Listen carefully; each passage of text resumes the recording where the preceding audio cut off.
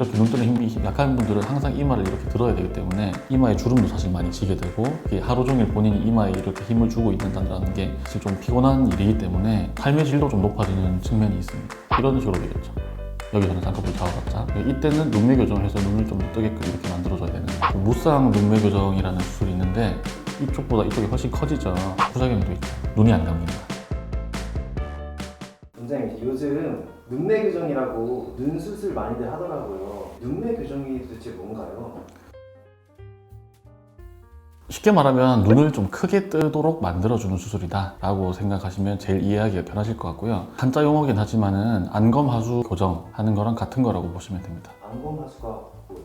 안검이라는 건 눈꺼풀을 말하는 거고요. 하수라는 거는 아래쪽으로 매달려 있다. 그러니까 눈꺼풀이 아래쪽으로 처졌다는 말입니다. 안검하수는 눈꺼풀이 처졌다는 말을 네. 뜻하는 거고, 네. 그걸 이제 교정하는 게 눈매 교정. 네, 맞습니다. 이 피부가 처진 거랑 실제 근육의 힘이 약한 거랑 조금 구분을 할 필요가 있는데요. 피부가 처진 경우는 보통 이제 피부 이완증이라고 보통 좀 더 많이 부르고요. 실제 이제 우리가 안검하수라고 부르는 부분은 근육의 힘이 약해서, 예를 들면 눈을 이런 식으로 내가 못 뜨니까 눈 뜨는 힘이 약해서 2차적으로 이마까지 이렇게 좀 쓰는 경우도 있고요. 눈을 더 크게 뜨게 하기 위해서 좀 전형적인 이런 모습을 띠게 되죠. 그럼 눈매 교정은 미용 목적보다는 이제 치료 목적인가요? 둘 다 그게 사실 경계선이 좀 애매하긴 하거든요. 둘 다 섞여 있다고 보시는 게 제일 정확한 것 같고, 만약에 이제 안검하수가 아주 심해서 기능적으로 문제가 있고 치아에도 장애가 있고 그런 경우라면 치료 목적의 좀 안검하수 교정술, 그러니까 눈매 교정이 될 것 같고요. 기능적으로는 크게 문제는 없지만 우리가 봤을 때 왜 그렇게 졸려 보이냐, 혹은 이제 눈 뜰 때 눈만으로 눈을 뜨는 게 아니고 항상 이마를 이렇게 좀 뜨는 경우 있잖아요. 이런 경우라면 좀 미용적 목적의 눈매 교정이라고 보시면 될 것 같아요.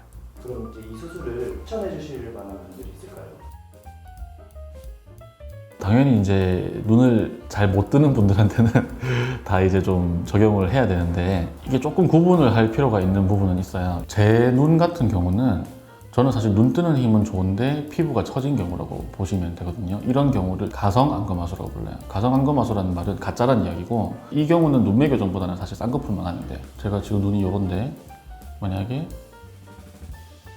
쌍꺼풀을 이렇게 낮게 잡았다 라고 하면은 이쪽보다 이쪽이 훨씬 커지죠. 그냥 쌍꺼풀만 임시로 잡아본 건데 처진 피부가 걷어지면서 마치 눈 뜨는 힘이 좋아진 것처럼 보이는 거죠. 그래서 이제 요거는 가성 안검하수라는 경우인 거고, 요때는 쌍꺼풀만 하시면 됩니다. 그게 아니고 실제로 제가 만약에 눈 뜨는 힘이 이렇게 약하다, 이렇게 눈 뜨는 힘이 약한 경우인데 여기서 쌍꺼풀을 잡아봤자 이런 식으로 되겠죠.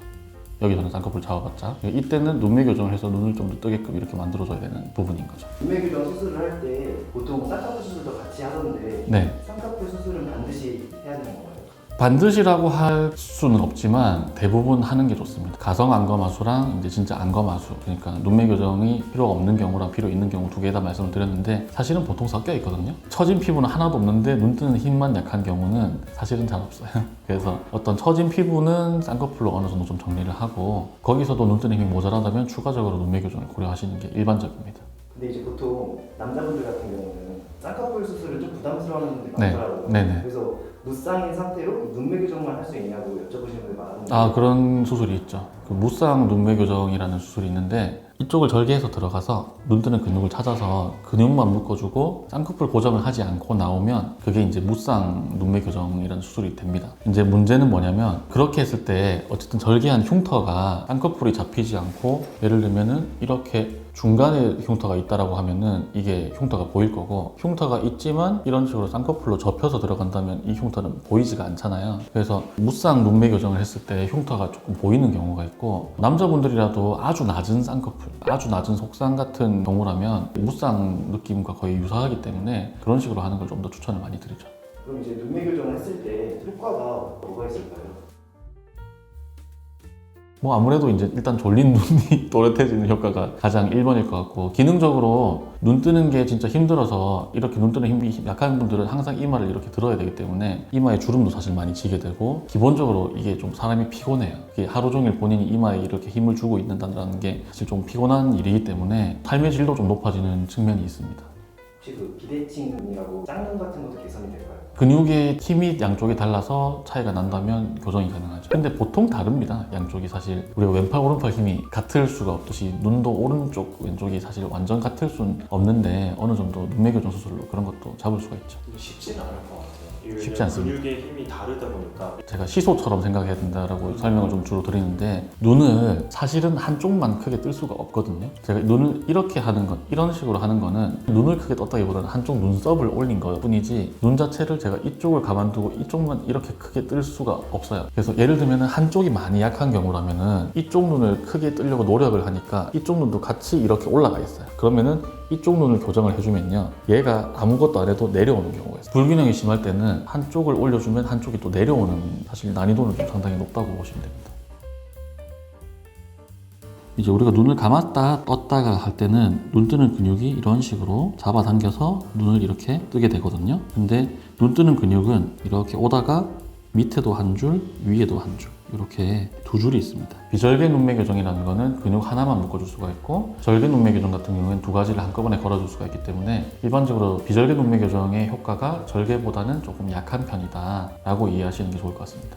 그럼 이 비절개는 나중에 혹시 풀릴? 그럴 수 있습니다. 비절개 눈매 교정으로 묶어줄 수 있는 근육이 약간 좀 두부처럼 말랑말랑하다고 생각하시면 돼요. 근데 제가 두부를 실로 강하게 고정을 한다고 해서 이게 잘 묶이진 않잖아요. 두부가 아마 찢어지겠죠? 어느 정도 풀릴 걸 예상을 하고 합니다. 비절개 눈매 교정 같은 경우. 절개 눈매 교정도 약간은 풀릴 수 있겠지만은, 절개 눈매 교정에서만 쓸 수 있는 이 위쪽 근육 같은 경우는 이게 상당히 좀 질긴 조직이기 때문에 풀리는 게 좀 덜하거든요. 그래서 효과나 유지 측면에서는 절개가 사실 좀 더 좋은 측면이 많습니다.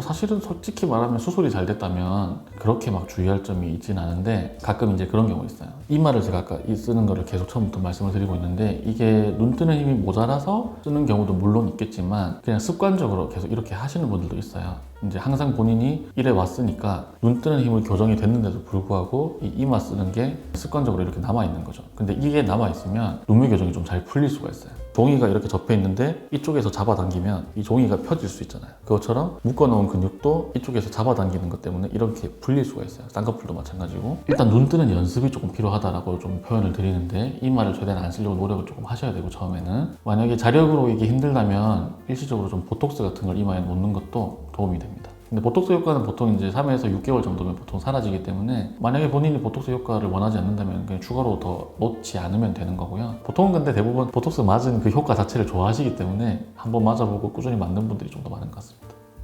이제 그러면은 눈매 교정 수술에 부작용은 따로 있을까요?